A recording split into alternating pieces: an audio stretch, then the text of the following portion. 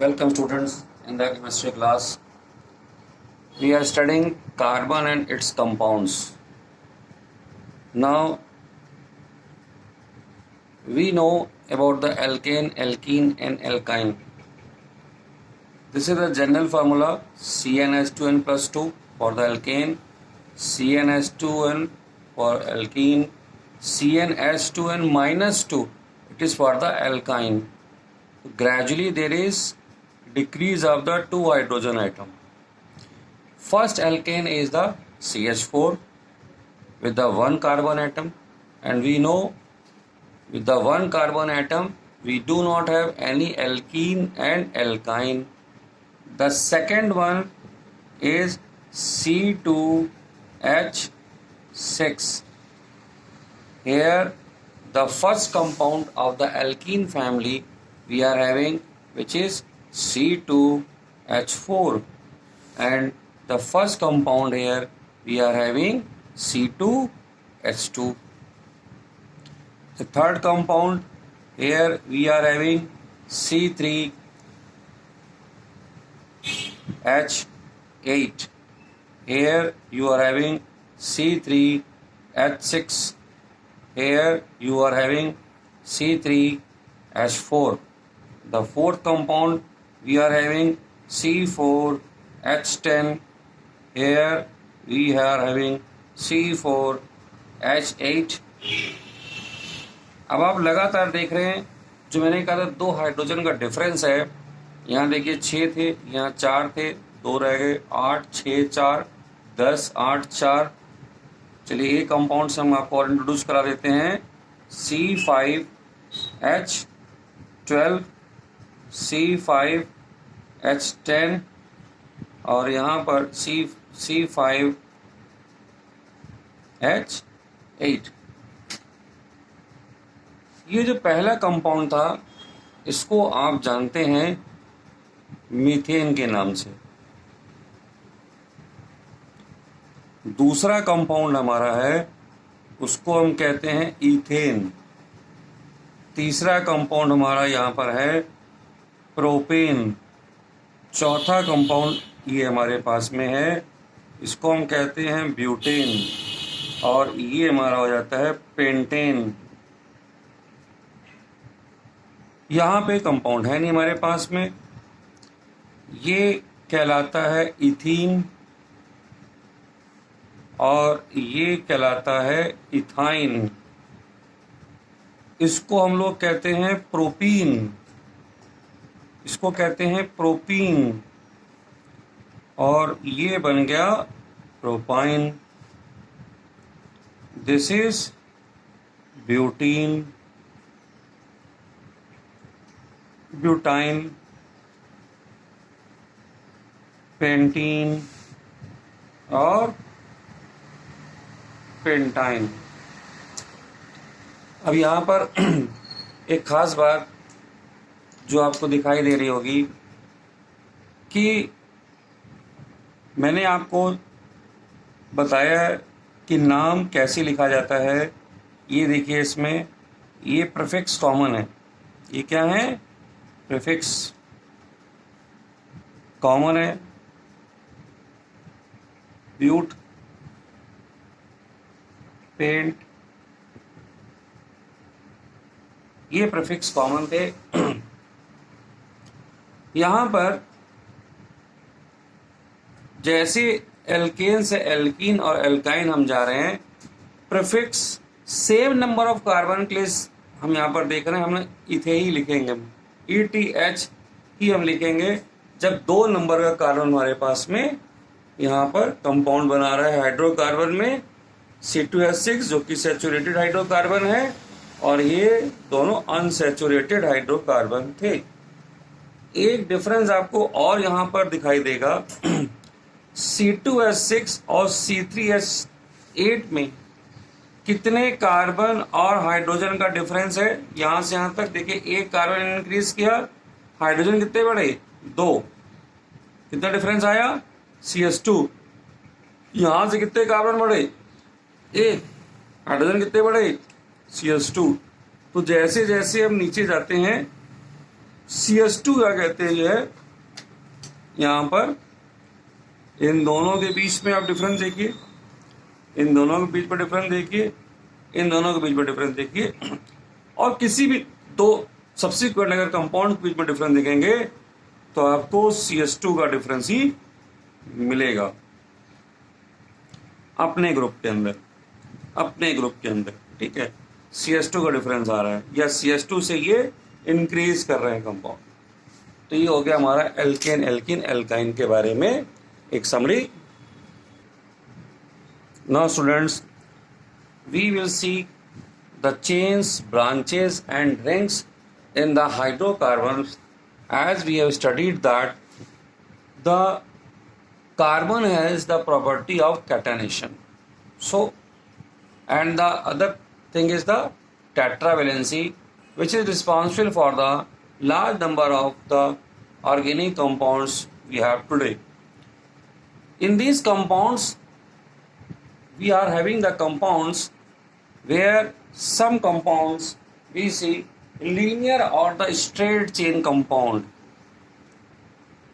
linear or straight chain compound.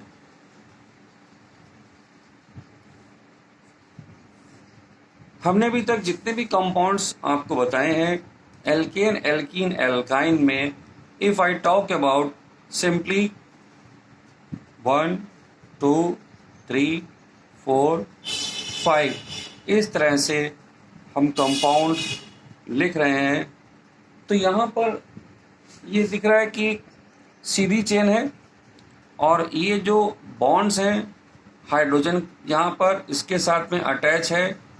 अब मैंने यहाँ पर 5 कार्बन की एक चेन ली है या कंपाउंड लिया है, तो 5 कार्बन के कंपाउंड का नाम हम जानते हैं पेंटेन होता है, ये एल्केन है। अगर मैं 4 कार्बन का यहाँ पर एक कंपाउंड लेता हूँ जिसमें एक सिंगल बॉन्ड है, तो ये कंपाउंड आप जानते हैं सिंगल बॉन्ड के ये क्या है हमारा 4 कार्बन है, तो 4 कार्बन का प्रीफिक्स ब्यूटीन हो जाएगा। ये भी स्ट्रेट चेन कंपाउंड है और इसी तरह से हम 4 कार्बन का अगर हम एक और कंपाउंड सेलेक्ट कर लें तो हाइड्रोजन हाइड्रोजन हाइड्रोजन, यहाँ पे 1 2 3 4 पूरे हो गए, 1 2 3 4 पूरे हो गए, तो 1 2 3 4, तो ये हमारा 4 कार्बन का हमारा क्या है ब्यूटाइन, ब्यूटाइन हो गया हमारे पास में। ये सब के सब स्ट्रेट चेन हमारे पास में कंपाउंड हैं। इसी पे हम अगर देखना चाहते हैं ब्रांचेस यहाँ पर है ब्रांच्ड एल्केन,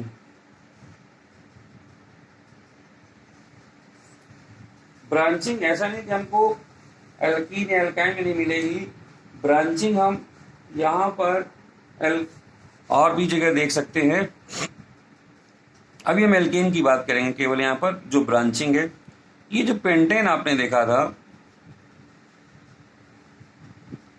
4 कार्बन है यहाँ पर, पेंटेन का फॉर्मूला हमने क्या लिखा था C5H12। अब ये 4 कार्बन बनाए, एक कार्बन मैंने यहाँ पर लगा दिया 1 2 3 4, और यहाँ पर ये जो 3 है हाइड्रोजन यहाँ पर अवेलेबल है, यहाँ भी हाइड्रोजन है,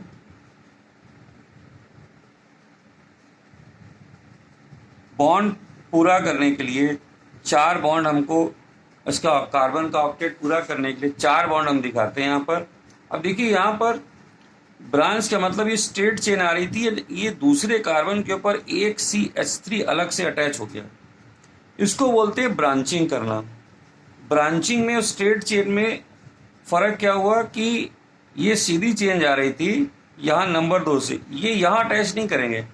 अगर आप इस तरह से कभी कंपाउंड लिखते हैं तो ये ब्रांचिंग नहीं कहलाती है। आपने क्या किया, जो सीधा कंपाउंड तो घुमा के यहाँ बना दिया, तो ये भी स्ट्रेट चेन कंपाउंड है, केवल आपने इसको साइड में लिख दिया है। ब्रांचिंग तभी पॉसिबल है जब पहला कार्बन छोड़कर दूसरे कार्बन पे कोई कार्बन को अटैच किया जाता है, तब इसको हम लोग बोलते हैं ब्रांचिंग। यहाँ भी करेंगे तब भी ब्रांचिंग है, यहाँ अगर आप इसके ऊपर कार्बन लगाएंगे तो ब्रांचिंग नहीं है, जैसे मैंने ये बताया। अगर आप यहाँ लगाएंगे तो ब्रांचिंग नहीं है। अब यहाँ पे देखिए टोटल कार्बन कितने मेरे पास में है, C5, 1 2 3 4 5, इसको मिला के 5 कार्बन है। हाइड्रोजन कितने यहाँ पर है, 1 2 3 4 5 6 7 8, 1 2 3 4 5 6 7 8 9 10 11 और 12 कार्बन यहाँ पर भी हमारे पास में प्रेजेंट है। ब्रांच होने के बावजूद भी यहाँ पर कोई खास फर्क नहीं आया। खास मतलब केवल स्ट्रक्चर में फर्क है, यहाँ पर जो इसका मॉलिक्यूलर फार्मूला था वो हमको सेम ही मिला है। अब यहाँ पर एक और कंपाउंड आपको हम दिखाते हैं। 3 कार्बन यहाँ पर रह गए, 1 कार्बन यहाँ पर, 1 कार्बन यहाँ पर,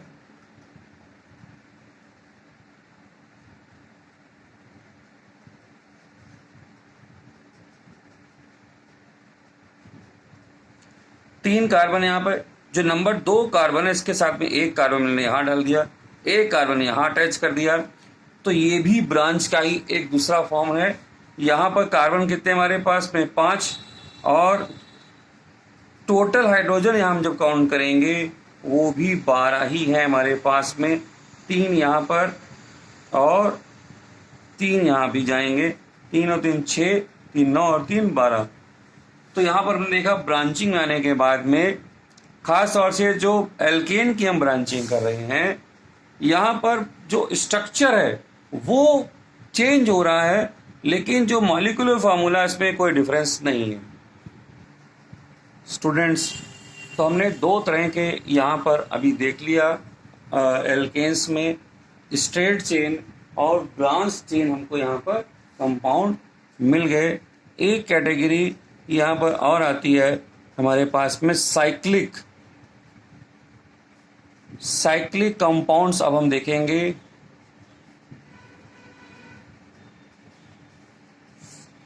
साइक्लिक कंपाउंड्स क्या हैं। They are having close chain यहाँ पर हमको मिलेगी। इस पे बहुत सिंपल कंपाउंड्स की अगर हम बात करें, 3 या 4 कंपाउंड की बात करें, 1 2 और ये 3। अब ये 3 कंपाउंड हमारे पास में है यहाँ पर, तो 2 हाइड्रोजन यहाँ पर कनेक्ट होंगे इसके पास में। तो देखिए 1 2 3 4, 4 बॉन्ड पूरे हो गए। इसी तरह से 2 हाइड्रोजन यहाँ कनेक्ट होंगे और 2 हाइड्रोजन यहाँ कनेक्ट होंगे। ये हमारा एक साइक्लिक कंपाउंड हो गया। इसमें कितने कार्बन हैं, C3। हाइड्रोजन कितने हैं, 6। तो यहाँ पर 3 कार्बन का ये जो 3 कार्बन का हमने कंपाउंड बनाया है, इसका नाम रखेंगे साइक्लो। और 3 कार्बन का आपको याद होगा जो एल्केन था वो प्रोपेन था, तो हमने आपको बताया था कि एल्केन फैमिली ही आगे नॉमेनक्लेचर के लिए रिस्पॉन्सिबल होती है, तो इसको बोलेंगे साइक्लोप्रोपेन। सिमिलरली अगर 4 कार्बन का कंपाउंड हमारे पास में,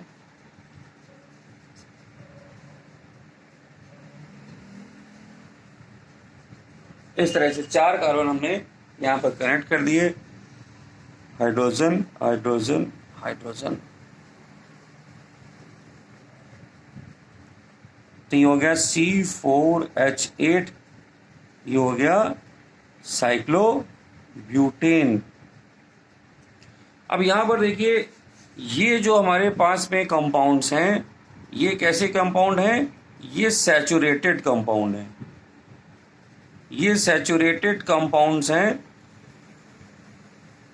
और साइक्लिक भी हैं। इनको हम कह सकते हैं सैचुरेटेड साइक्लिक कंपाउंड्स। ठीक है। अब हम बात करते हैं ऐसे कंपाउंड्स की जो सैचुरेटेड नहीं है, जहां पर हमको डबल बॉन्ड मिल रहा है, उसका बहुत अच्छा एग्जांपल एक है बेंजीन,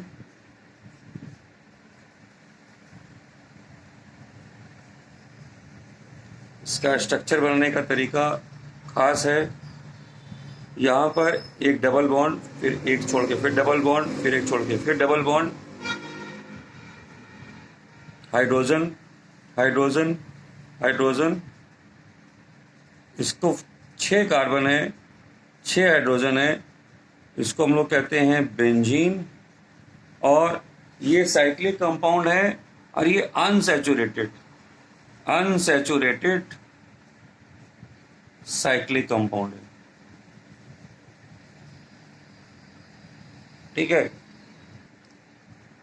अब हम बात करेंगे कि सैचुरेटेड और अनसैचुरेटेड हाइड्रोकार्बन्स में क्या डिफरेंस मिलता है। यहाँ पर देखिए, पहला डिफरेंस अगर हम बात करें इसके अंदर, तो पहला डिफरेंस है कि जो सैचुरेटेड हमारे पास में हाइड्रोकार्बन्स हैं, यहाँ पर दे हैव सिंगल बॉन्ड। यहाँ पर कार्बन कार्बन के बीच में सिंगल क्या कहते हैं हमको, यहाँ पर जो है single carbon carbon covalent bond यहाँ पर मिलेगा। यहाँ पर क्या हो जाएगा, ये हम बात कर रहे हैं सैचुरेटेड की, और यहाँ बात कर रहे हैं हम लोग अनसैचुरेटेड की।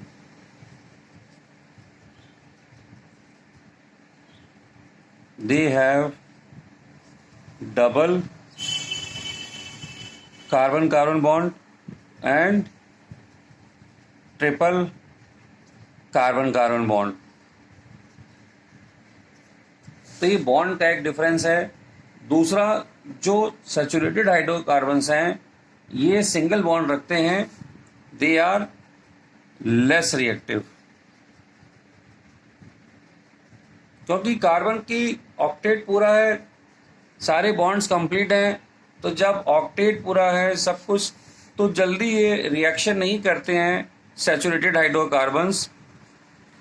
और यहाँ पर ये सैचुरेटेड हाइड्रोकार्बन के साथ साथ अगर हम और भी अगर कंपाउंड्स की बात करें, ऑर्गेनिक कंपाउंड्स की बात करें, जनरली जहाँ पर और दूसरे ऑर्गेनिक कंपाउंड्स में भी अगर सैचुरेशन है, यानी डबल बॉन्ड प्रेजेंट नहीं है, ट्रिपल बॉन्ड प्रेजेंट नहीं है, तो भी लेस रिएक्टिव होते हैं। और ये क्या है, मोर रिएक्टिव। अब इसी लेस रिएक्टिव और मोर रिएक्टिव की वजह से ये जो सैचुरेटेड हाइड्रोकार्बन्स हैं, ये हमको जो रिएक्शन देते हैं, सब्स्टिट्यूशन रिएक्शन देते हैं, दे गिव सब्स्टिट्यूशन रिएक्शन। और ये जो है अनसैचुरेशन होने से इनको और हाइड्रोजन चाहिए होती है सैचुरेशन बनाने के लिए, सो दे गिव एडिशन रिएक्शन, ये एडिशन रिएक्शन देते हैं। अब रिएक्शंस, ये सब प्रॉपर्टीज आपके सिलेबस में नहीं है, लेकिन एग्जाम्पल के तौर पर मैं आपको एक रिएक्शन यहाँ पे दिखा दूं। जैसे मीथेन है, ये क्लोरीन के साथ मिलकर क्लोरीनेशन करता है और हमको देता है CH3Cl, CH3Cl, और यहाँ से HCl मिल जाता है हमको। इसका नाम है क्लोरोमीथेन।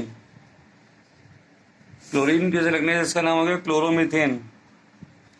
और यहाँ पर हमको एडिशन रिएक्शन मिलने वाला है, C2H4Cl2, ये बना लेता है C2H4Cl2, इसको बोलते हैं डाई क्लोरो।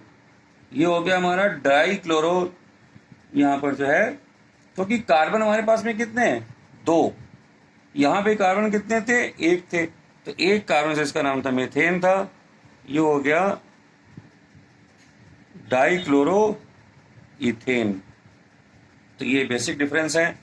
और कहने को हम ये भी कह सकते हैं कि अनसैचुरेटेड में नंबर ऑफ हाइड्रोजन जो है वो सैचुरेटेड से कम होते हैं।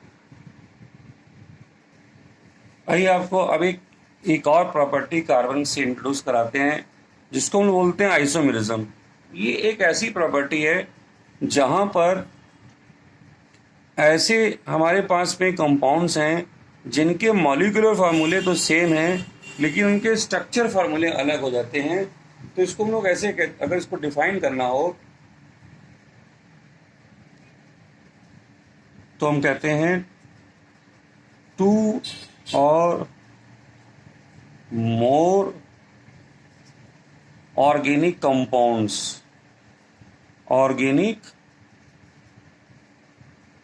compounds having same molecular formula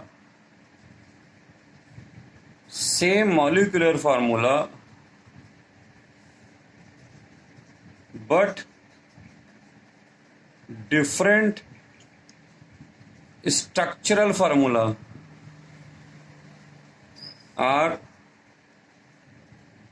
known as isomers. ऐसे जो कंपाउंड्स जिनके मॉलिक्यूलर फार्मूला तो सेम हो लेकिन उनके स्ट्रक्चरल फार्मूला डिफरेंट हो, they are known as isomers. सब एक दूसरे के आइसोमर्स कहलाएंगे of each other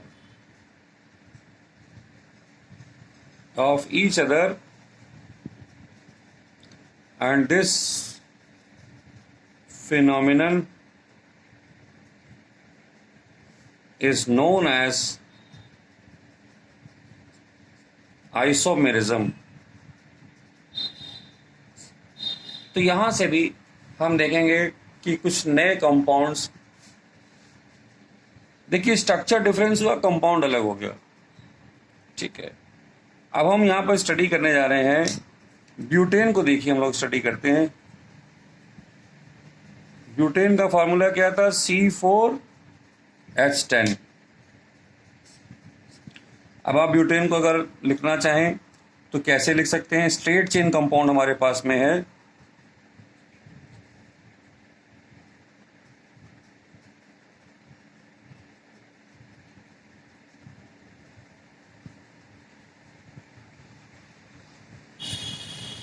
straight chain compound हमारे पास में है ये C4H10 यहां पर हो गया। इसको हम लोग ब्रांचिंग अगर कर दें तो कैसे हो जाएगा? 4 कंपाउंड थे, सॉरी 4 कार्बन थे, 3 बनाए, एक यहां डाल दिया,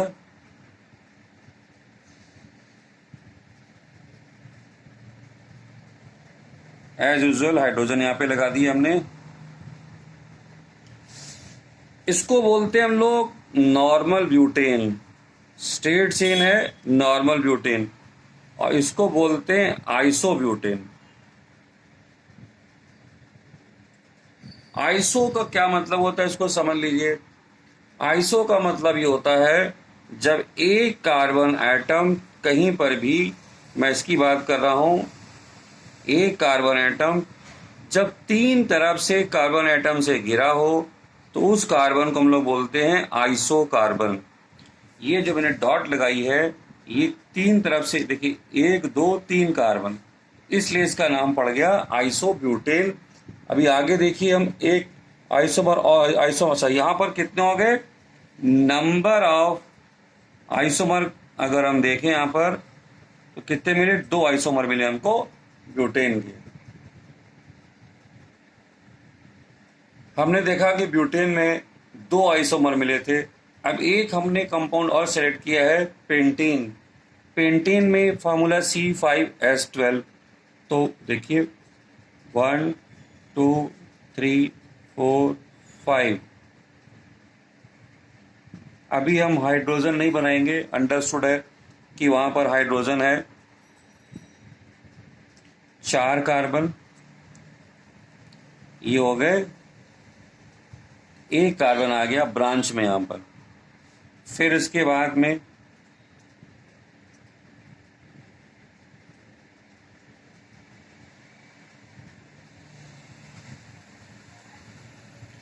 ये जहाँ जहाँ मैंने इसको छोड़ रखा है सब जगह हाइड्रोजन यहाँ पर हैं। ये हमारा क्या है, नॉर्मल पेंटेन है। इसका नाम क्या है, आइसोपेंटेन। इसका नाम क्या है, नियोपेंटेन। अभी मैंने आइसो आपको बताया था कि जब एक कार्बन हमारा 3 तरफ से कार्बन से घिरा होता है तो उस कार्बन को आइसो कार्बन कहते हैं, इसलिए इसका नाम आइसो पेंटेन हो जाता है। और जब एक कार्बन हमारा, जैसे ये यहाँ पर 4 कार्बन से घिरा हुआ है, 1 2 3 4, तो ऐसे कार्बन को नियो कार्बन कहते हैं और ये कंपाउंड बन जाता है हमारा नियोपेंटेन। यहाँ सब जगह आप हाइड्रोजन लगा लेंगे, जहाँ जहाँ मैंने हाइड्रोजन नहीं लगाई है सब में देखिए कार्बन की काउंटिंग और हाइड्रोजन की काउंटिंग सेम है। मैंने अभी पहले भी आपको जब चेन पढ़ाई थी तभी भी आपको दिखाया था कि यहाँ पर सब जगह कार्बन यहाँ पर उतने ही आएंगे। ये भी हमारा C5H12 है और ये भी हमारा C5H12 है। 3 3 6 3 9 3 12 12 यहाँ पर भी हो गए, 12 यहाँ पर भी हैं और 12 यहाँ पर भी हैं। तो ये आइसोमर में देखिए अब कंपाउंड कैसे होगा, डिफर कर गए। अब इनकी कुछ प्रॉपर्टीज, फिजिकल प्रॉपर्टीज डिफर कर सकती हैं, ठीक है। तो ये हो गई आइसोमेरिज्म की बात। तो ये आइसोमेरिज्म हमने जो देखी थी इसके स्ट्रक्चर में देखी थी। ऐसे और भी आइसोमेरिज्म्स होती हैं जहाँ पर, जिसको पोजीशन आइसोमेरिज्म भी बोलते हैं। इसके अलावा कुछ फंक्शनल आइसोमेरिज्म भी होती हैं, वो सब आपके सिलेबस से बाहर की बातें हैं। इस इंट्रोडक्शन की ज़रूरत इसलिए थी कि जिससे आपको ब्रांचिंग से होने वाले डिफरेंस को समझ में आ जाए। Okay students.